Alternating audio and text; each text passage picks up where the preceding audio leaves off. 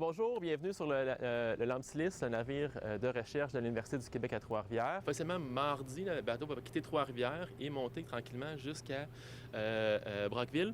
Et à Brockville, on va partir avec toute l'équipe scientifique. Donc cette année, on part pendant un bon 3 semaines où on va faire un peu le tour du Saint-Laurent, de sa naissance à la sortie de l'Ontario. Et on va descendre ensuite jusqu'à Kakuna, là, passer dans l'estuaire, la partie salée du fleuve. Prendre différents échantillons là, pour la qualité de l'eau. On va aussi prendre des échantillons, par exemple, de zooplancton, des petits micro-organismes ou, je dirais, des petits animaux, si vous voulez, qui sont un peu la nourriture à poissons. Donc, on regarde aussi leur état de santé, leur abondance pour voir la productivité du système là, en tant que tel.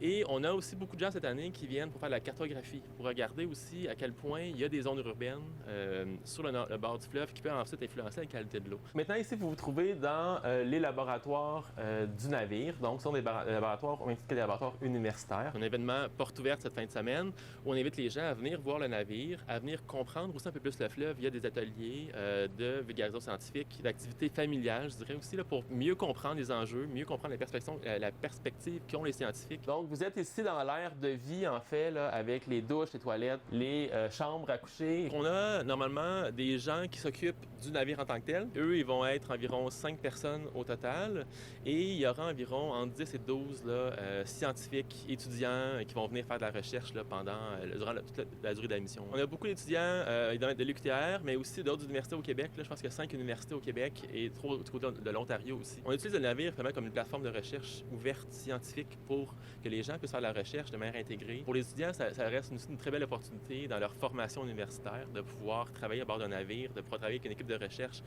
dans un contexte maritime ou contexte d'échantillonnage d'eau. Le navire va rouler quelque part entre 1 mois à 6 semaines d'activité en général là, pour la partie universitaire. Des fois, on a aussi des contrats au privé, par exemple, pour une autre semaine par année. Donc, vous avez ici l'endroit où le capitaine se retrouve avec tous les instruments de mesure, les cartes, les profondimètres, les contrôles des gaz. Le navire, en fait, a été construit il y a à peu près 20 ans à partir de maintenant. Je dirais depuis 5 ans, on a du financement récurrent qui aide beaucoup à avoir facilement du temps de navire maintenant, puis de vraiment mettre un suivi en place. Donc, c'est vraiment intéressant aussi depuis 2017 qu'on est sur le navire, on revient de manière récurrente.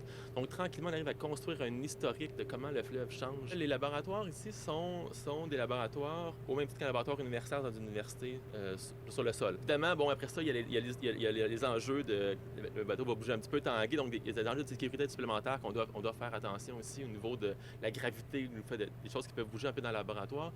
Mais en général, on est assujetti, puis on utilise les mêmes genres de pratiques au niveau des équipements de protection, ce genre de choses-là qu'on va faire dans le laboratoire universitaire, qu'on va faire ici également.